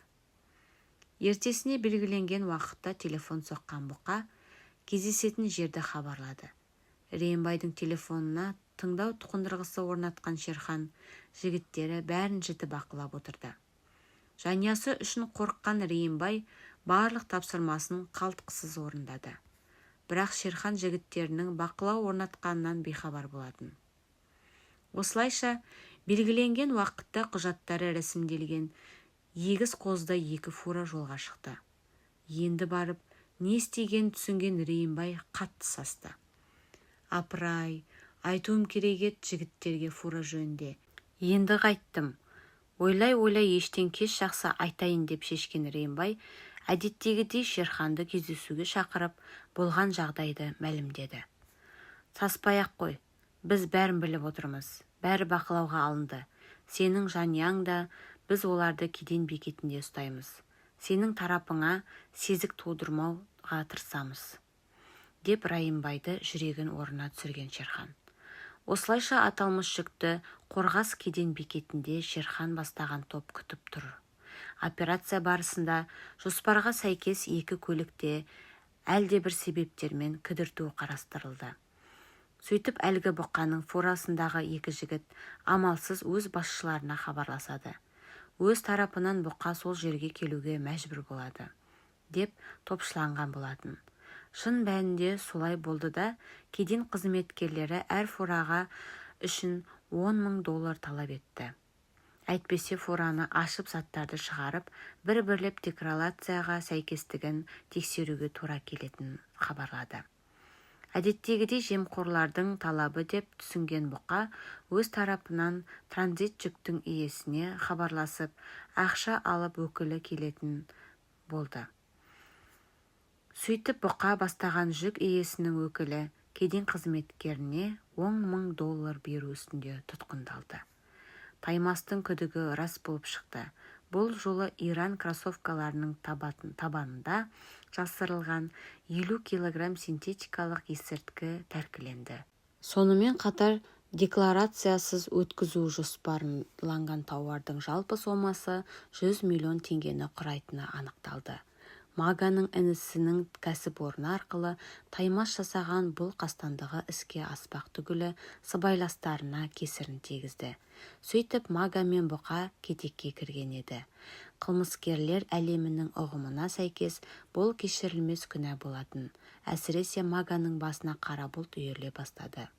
Себебі қалай болмасын Маганың қолымен Адай транзит ТО-сының басшысы жазалануға тиіс болатын. Осындай тапсырманы жоғары мәртебелі ұрының өзінен алғалы Магадан ұйқы қашты. Бостандықтағы жалғыз сенімді адамы Бұқа ұсталғасын, оның түрмеден қашып шығудан басқа жолы қалмап еді. Өмір бойы бостандығынан айырылған транзиттік қылмыскер Сова осында тұрақтағанына 2 айдың жүзі болған еді. Қостанайдағы қатаң режимдегі колония анау айтқандай оған әсер етпеген еді. Негізгі қоныстанатын жері Қарағандыдағы қатаң режимдегі түзету колониясы болатын. Оған барғасын қашу мүмкіндігі болуы неғайбыл екен ойлаған сайын Совадан маза кетті. Қашудың әр түрлі айласын ойлап жүрген Сова Маганың мәселесінен хабардар болатын. Кешкі серуенге шыққан екеуі оңаша сыбырласты. Мага, сені қашқысы келіп жүр деп естідім, рас па? Иә, ондай ой бары рас, бірақ мына қабырғадан қалай өтерсің? Бізді тіптен сыртта да шығармайды ғой. Егер тәуекел етсең, мен саған көмектесейін, бірігіп қашамыз. Құлағы елең еткен Мага демін ішіне тартып тыңдай қалды. Жуырда туберкулезден өлген 2 адамды қалалық мәйітханаға апаратын көрінеді. Осыны пайдаланса қайтеді? Әрине, бұл өте қауіпті. Қалалық мәйітхананың адамы келіспесе, бізді жерлеп тастауы мүмкін. Біздің мақсатымыз бүгін кешке лазареттегі табытты ашып, екеуін де қазандыққа апарып өртеуіміз керек. Сосын барып орындарына жатамыз. Бәрі андағы жігіттермен келісілген. Ал қалалық мәйітханадағы адаммен келіссөз жүргізілуде. Күтетін уақыт жоқ. Не болса да маңдайымыздан көреміз. Монтаждауыш темір алуымыз қажет, керек болып қалуы мүмкін. Саваның бұл ұсынысы ойға қонымды секілді болып көрінген Мага бірден келісе кетті. Осылайша түрме күзетшісімен алдын ала келіскен екеуі кешкісін түрме бастығы шақырып жатыр деген желеумен сыртқа шығарылды. Бірден лазаретте барып ойларын жүзеге асырды да 2 табытқа екеуі алдын ала келісім бойынша мықтап шегеленді. Айтпақшы ауа кіріп тұратын астыңғы жағында тесіктері тесілген еді. Енді тек күту және жоғары мәртебелі тағдырға сену ғана қалды. Қараңғы түсе табыт таситын көлікке шаң беріп қалды. Айтса айтқандай, бәрі де одағыдай жүріп жатты. Осылайша 2 қашқын қалалық мәйітханадан бір-ақ шықты. Енді таң ата 2 табытты туысқандары алып кету керек. Сол уақытқа шейін екеуі табыттан шығып қашып үлгеруі тиіс. Әйтпесе жер астына кетуі хақ. Сова ұзын, әрі ірі болатында. Қасына алып шыққан темірі біресе ана қабырғаға тиіп, біресе мына қабырғаға тіреліп, қақпақты ашуға мүмкіндік бермей жатқанды. Кешегі келіскен адамдары қайда, неге шығармайды мына түнектен деп жанталаса ойлап жатқан Маганың көз алдынан барлық жексұрын өмірі зулап өтіп жатқан еді. Мәйітхана іші тым-тырыс. Жан адамның қимылы білінбейді. Әкелгендеріне бірер сағат болса да 1 жылдай болып көрінді екеуіне. Сованың келіскен адамы қу алқаш болатын. Кезек ауысқаннан өзі батыр сезіну үшін ішіп алып ұйықтап қалған еді. Мага орта бойлы болғанымен шымыр да қайратты еді. Жата-жата ештеме өзгермегесін, көзі жеткесін жанталаса қимылдай бастады. 2 аяғын бауырына тартыңқырап, барлық күшін салып, тізесімен тақтайды итере бастады. Бақтарына қарай табыттың қақпадағы біртіндеп орнынан қозғала басталып, тарс етіп ашылып кетті. Табыттан шыға сала барып, Сованың шығарып алды. Теміріңді неге пайдаланбағансың? Өліп кете жаздадық қой. Келіскен адамың қайда деп сыбырлады бұрқ-сарқ ашуланып жүрген Мага. Ол адаммен әлі сөйлесемін. Тезірек табанды жалтыратайық. Анау жатқан 2 өлікті мына табыттарға салып шегелеп кетейік. Еш жан сезбесін. Ойларын іске асырған екеуі түн қойнауына сіңіп жоқ болды. Кешкі шай үстінде 80-нің жетеуіне шыққан жайлаубай ақсақал Таймасқа қарап баяғы әңгімесін қайта бастады. Қарағым-ау, қызым бар деуші едің, енді әкелмейсің бе? Мен қашанғы жүрер дейсің, шөбере сүйіп батамды беріп аттанатын. Анау інілерің де жетілді, саған қарайлайтын секілді. Ата, қамжимеңіз, алдағы айда әкелемін. Алла қаласа күзге келінді боласың. Аталарына айтпағандары болмаса, бұл жоспардан бәрі де хабардар еді. Бір-біріне қарап жымыңдасып қояды. Уақыт сулап өтіп жатты. Уәдесінде тұрып Таймас үйленген соң, Шабирашының Қарағандыдағы үй ішін көшіріп әкеліп, 2 бөлмелік пәтеріне орналастырды. Өмір өз ағысымен осылайша тату-тәтті өте берер ме еді, Таймасты шошытқан бір хабар болмаса. Күнделікті жедел кеңесте полковник Маганың Қостанай түрмесінен қашып шыққанын, Сарафан радиосы айтуынша, Таймастан және оның інісі Жолдастан кек алмақшы екен баян етті. Әрине, біз барлық шараны аламыз ғой, бірақ та сақтықта қорлық жоқ. Жаняңды басқа жаққа уақытша жібере тұрмасаң болмас, деді қабағы қыртыстанған полковник. Полковник мырза, өткенде де мені операцияға қатыстырмаған. Осы жылы рұқсат етіңіз. Бұл өлім мен өмірдің мәселесі. Сырттан бақылап тұра алмаспын. Жарайды, ендеше операцияны өз қолыңа ал. Түрме басшыларымен хабарласып бірігіп іздестіруді бастайық, деді қысқа қайырған полковник. Сол күні-ақ ізін суытпай, Таймас түрме бастығымен жолығып, іздестіру қызметкерлерімен танысты. Бірігіп іс-қимыл жасауға келісті. Маганың бостандықтағы таныстарын, бұрынғы түрмеде бірге отырған сыбайластарының тізімін, мекен жайларын анықтауға құлшына кірісіп кеткен Таймас, көп қиналмастан түрмеде бірге отырған Сованың сыбайласы Медведевке тап болды. Қара аю түрмеден босап шыққасын түзу жолға түсе қоймап еді. Сол бұрынғы әдетіне басып, пәтер тонаумен айналысатын. Ол біздің бақылауда, жуырда бұл тартпас дәлелмен қолға түсіреміз. Ол енді уақыттың еншісінде, деді ерекше шіреніп сөйлескен учаскелік жедел уәкіл. Таймас үн-түнсіз кетті де Сованың үйін торуылдап бастады. Қаланың шет жағында орналасқан, ағаштан дәм болсын, қалай болса солай сала салған шарбақ күнге әбден күйіп, бір тепсең құлағалы тұр. Тонадайдан әр жерде шашырайып өскен қарағай бұтақтары көрінеді. Берекеті кеткен көше алқап салам. 2 күн торауылдаған Таймас беу-сеубет ештеңе байқамады. Әбден жалыққанан енді қолын бір сілтеп кеткелі тұрғанда, үйдің маңына келіп бір ескілеу машина тоқтатты, үй жақтан шарбақтың есігінің тарсылы естілді. Демін ішіне тартып тыңдай қалған Таймас, түн қараңғысында қанша тырысса да кімдер екенін байқап алар емес. Тек орысша күбірлескен екеуі көліктен түсіп шарбаққа кіріп бара жатты. «Походу, нас засекли. Нужно срочно менять квартиру», деді ұзындау біреуі.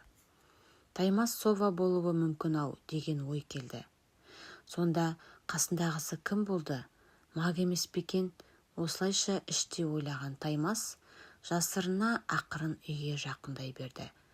Енді қайтпек, егер топ шақырса, олар ізін суытып үлгеруі мүмкін. Неде болса тәуекел етпекке бел байлады. Тапаншасын шығарып, терезенің алдына бұғып келіп тың-тыңдай бастады. «Давай теперь пойдем, каждый своей дорогой. Нам нельзя вместе». Бұл сөйлеп тұрған шамасы Мага болса керек, акцентінен белгілі. 2 күн торуылдағанда Қай уақытта бұл пәтерден шығып кеткен, қайда барып келген Таймас үшін беймәлім болып қалды. Шындығында Сова бұрынғы әдетіне басып, қара аюмен кездесіп еді. Енді үшеулеп пәтер тонауды жоспарлап жүрген болатын. Өйткені оларға, әсіресе Магаға өз жоспарын жүзеге асыру үшін ақша керек еді. Ізіме түсіп қоймадың ғой, сені бір жағыңа шығармасам болмас деп Магаға тісін қайраған Таймас, сақтық үшін жедел топ шақырды да, күтіп тұрмастан есікке қарай бет алды. Үшеуі үш жаққа кетуді жоспарлаған қылмыскер топты жіберуге болмайтын еді. Шындығында Мага мен Сова сырттан келіп еді, қара аю іште қалған болатын. Ал одан Таймас бейхабар еді. Оның ойынша іште тек екеу шығар деп жорамалдады. Әуелі тысқа шығып қарап келейін, тұра тұрың деген қара аюдың гүбірлеген даусы естілді. Есікті жайлап аша берген мезілде іштен қара аю шыға келді.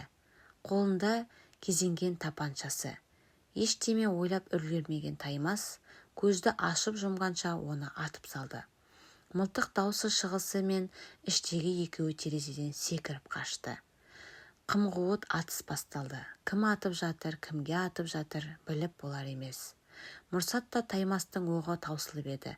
Тапаншасын қайта оқтай бергенде, кеуде тұсынан алған қатты соққыдан Таймас кескен теректей құлап түсті. Дәл осы сәтте жедел топта жетіп үлгерген болатын. Офицерді өлтірді, атыңдар, дәлдеп атыңдар, деген командирдің даусымен қоса автоматтың оғы жаңбырша жауды. Таймастың құлап жатып соңғы естігені автоматтың даусы еді. Үлгерді-ау әйтеуір деп ойлаған Таймас есінен танды. Жедел жәрдем криминалдық топ бір мезетте келді. Тірі екен, тез ауруханаға деп жан-жақтан шыққан командир қара маскасын шешіп, екі қылмыскерге ендігі жедел жәрдем керек емес деді. Маганың көзінде әлде ыза, әлде өкініш шарасынан шығып қатып қалыпты. Таймастың реанимацияға түскенін, ауыр жарал болған естіген Сабира жан қоярға жер таппады. Онсыз да қатты ауырып жатып қалған атасына айтуға қорыққан Сабира үнсіз шығып кетті. Жол бойы ойы он саққа жүгірген ол, осыдан тірі қалса мұндай қауіпті жұмыстан шығасың деп талап қоюға ұйғарды. Әлі бала көтере қоймаған Сабира кінәлі Таймас деп ойлайтын еді. Күндіз түні жұмыста жүретін ол жұбайына көңіл бөлуге мүлдем уақыты да болмайтын. Әйтеуір енесі Ризагүл жанын түсінетін еді. Туған анасындай болып кеткен сол кісі болмаса, басқа алаңдайтын ештеңесі қалмағандай көрінетін. Таймастың өмірі үшін күрес 3 сағатқа созылды. Оқ кеуде тұсынан тиіп, ортаның қасынан 10 миллиметр жерде тұрып қалған екен. Отаның қиындығы да сонда болатын. Оқталу кезінде кардиохирург сәл қателессе, көптеген қан талшықтарына зиян келтіріп қан тоқтамауына әкеліп соғуы мүмкін еді. Абырой болғанда ота сәтті өтіп, оқ алынды. Сабира келсе екі інісі, қызметтестері толып отыр. Бәрінің көзінде қорқыныш сезінеді. Тек атасы ғана келген жоқ.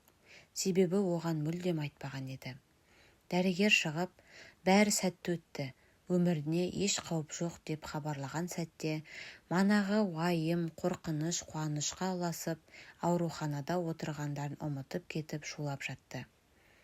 Таймас ана жаққа барып келген кейін есін жиғасын бірақ білді. Білді де үлкен ойға қалды. Шын айтқанда Сабирашының өкпесі орынды екен. Үйленбей тұрғанда екеуі қандай еді, бір-бірінсіз өмір сүре алмайтын сияқты еді. Ал қазір қандай? Оған деген барлық махаббаты үнемі таусылмайтын, қауыртта қауіпті жұмыстың астында қалды емес пе? Бұлай бола берсе, балалы болмақ түгілі екеуі айырылып тынатыны хақ. Осылайша бір шешімге келген Таймас жұмыстан өз еркімен шығуға арызын жазып, дайындап қойған еді. Таймастың мұндай жоспарына мүлдем бейхабар басқарма басшысы Таймастың қызметтен шығуына өзінше дайындалып еді. Зейнетке шығуға жазған арызын кейінге қалдырып отырған департамент басшылары Таймастың жұмысқа шығуына орай аяқ астынан полковниктің арызын қанағаттандырып, орнына Таймасқа подполковник шенін беріп, оның үстіне қауіпті қылмыскерлерді жалғыз өзі ұстаудағы жанкешті ерлігі үшін, ұлттық қауіпсіздікті қамтамасыз етудегі үлесі үшін медалімен марапаттап, басқарма басшысы қызметіне тағайындауға шешім алып келді. Бұл Таймас үшін тосын сый болды. Таңғы жедел кеңесте басқарма басшысы департамент өкілінің қатысуымен осыны жариялағанда, Таймас не айтарын білмей үнсіз отырып қалды. Оның үстіне полковник: «Сен нағыз ер жігітсің, одан да зор құрметке лайықсың. 2 рет жараландың, ендігі жерде саған жүгіріп жүрген жарамас. Барлық тәжірибеңді жастарға үйретесің», деп көпшікті қойып тастады. «Мұндай жағдайда қалайша жұмыстан шығамын деп айтарсың», не айтарын білмей күмілжей беріп еді. Үйіне оралған Таймас өзін Сабираның алдында кінәлі сезініп, үнсіз ғана кірді. Жаңа қызмет, жаңа шен, марапат, бәрі оны қызықтырмағандай. «Не болды? Шықтың ба жұмыстан?» деген Сабираның сұрағына кеңесте болған жағдайды жайып салды. Мұны естіген Сабира шынымен қуанды. Жақсы болған екен. Енді күндіз, түні жұмыс жасауың азайды ғой. Неғұрлым жоғарылаған сайын жұмысың соғұрлым жеңілдеу, қауіпсіздеу болады емес пе, деп жымиып. Сабирашының бетіне қараған Таймас дән риза болып басын изей берді. «Енді ісім сенімен болсын» деп қарқылдап, «Жылда бір бала туып бересің» деді. 91 жасына қараған шағында Таймастың атасы Жайлаубай ақсақал дүние салды. Кісі баласының көңіліне тиіп көрмеген, нағыз адамгершіліктің ең биік шыңына шыққан Жайлаубай ақсақалдың өмірі қандай жайлы болса, бұл пәниден аттануы да сондай жайлы болған еді. Өмірінің соңғы сағатына дейін жатып қалмай, өз тезегін өзі төгіп жүріп, таңертең орнынан ұйықтап жатып, тұрмай қалған еді. Өмірінің соңғы минуттарында жанында болып, әңгімелесіп қоштасып үлгермегеніне Таймас қатты қиналып жүрді. Таймастың кенже інісі, естеріңізде болса, құрылыста қарапайым тас қалаушы болып істеген болатын. Кейінде бригадир, құрылыс шебері болып істеді. Еңбектен қол үзбей жүріп, сырттай құрылыс инженері деген мамандық алып шықты. Қазіргі кезде білдей құрылысшы, осы салада өзінің бизнесін ашуды ойлап жүр. Кешкісін коттедждің алдында, ауладағы шертектің астында отырып, Таймас кенже інісі Алмаспен әңгіме соқты. Теңіз жақтан соққан қоңыр салқын жел көкірегіңді аша түскендей. «Мен құрылыс саласында өз бизнесімді бастағым келеді аға. Соған барлық жағдайым жететін сияқты». «Әрине Алмасжан, сен енді оңды солыңды танитын жасқа жеттің. Жолдас та жақында үйленемін дейді. Жанұя құруын қажет дегендей, үй салу, тағысын тағылар. Бастапқыда тендерге қатысып, бағыңды сынап қара. Біраз қаражат жинап алғасын, бұйырса тұрғын үйде саларсың». «Жоқ аға, сол бірінші тұрғын үйден бастасам деймін. Ол үшін маған әуелі қала ішінен жер алу керек. Сол жерді алу қиындау болып тұрғаны. Таныс керек» дейді жігіттер. «Қайдам?» деп күмілжіді Таймас. «Менде ол салада таныс қайдам болсын? Жақсы, көрерміз. Іздеп қарармын. Бірақ әзірше құрылыс жұмыстарына тендерге түсіп қарасаңшы». Үнсіз келіскен Алмас басын изеді. Уәде бергенде Алмас тендерге жанталасып дайындалып жатыр. Жалған немесе жеке меншікте базаң болу шарт. Автокөлігің болу керек дейме? Инженер қызметкерлерің болу керек дейме? Бітпейтін көп талаптар. Бәрін нобайлап бітіріп қалып еді, енді тендерге бөлінген ақшаның 1%-ын тапсырыс берушінің есепшотына аударуыңыз керек. Егер тендерді ұтсаңыз, тағы да бөлінген ақшаның 3%-ын аударуыңыз қажет болады. Осындай көп талаптарды әрең орындап болған Алмастың тендерге қатысуға зауқы соқпай қалды. Сөйтіп күткен тендер болатын күн де жетті. Таң атпай тұрып жүрегі алып ұшып жеткен Алмас, өзінен басқа тағы да 5 мекеме барын көріп шошып кетті. Шошуы бекер болмапты.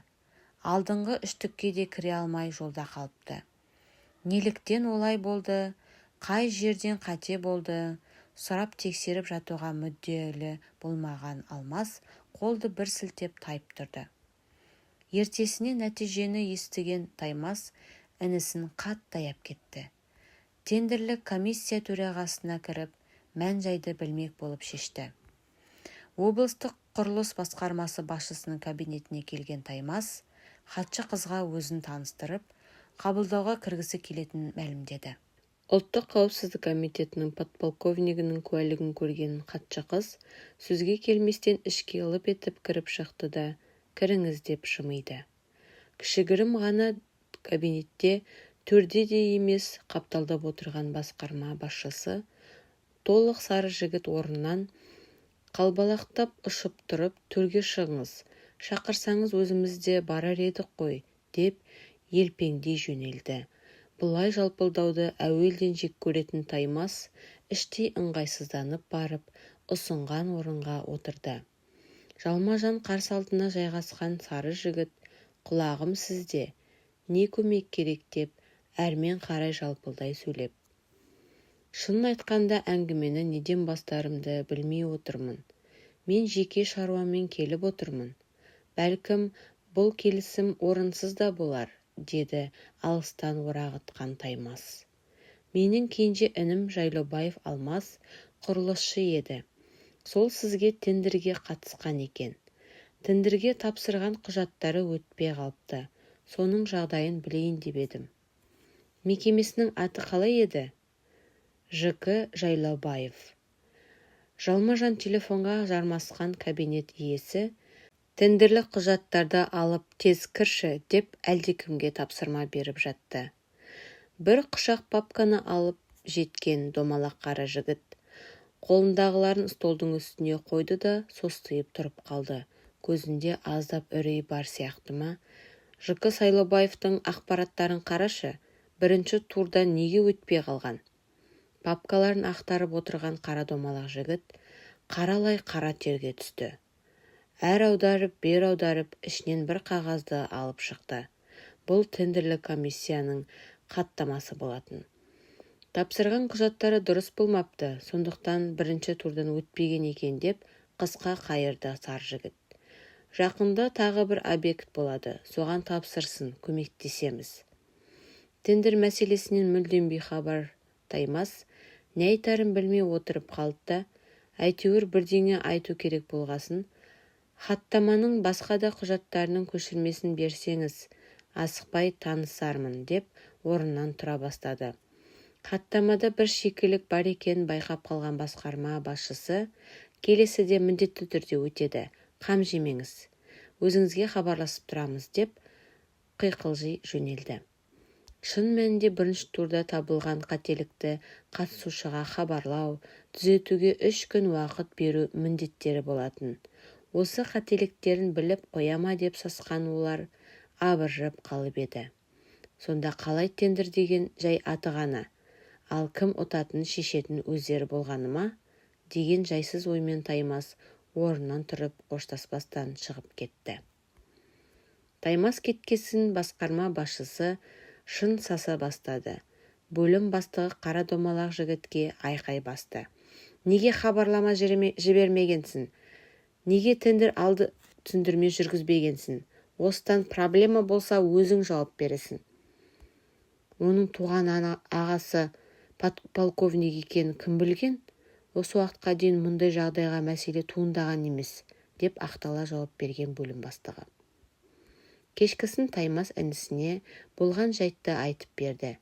Үндемей біраз отырған Алмас, біздің бұл тірлігімізден ештеңе шықпайды.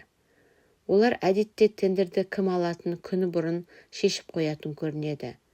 Одан да жалға да болса жер алып, тұрғын үй құрылысын бастау керек. Бастапқы капитал бар, ең негізгісі. Тұрғындардан ақша жинап үйді салу керек. Қалғанын жол жөнекей көрерміз деп қайырды. Бірақ көмектесеміз деп уәделерін берді ғой, байқап көрмесіне деген ағасына. Фамилиямызға сөз келтіріп не істейміз? Қызығы солармен байланыспаған жөн.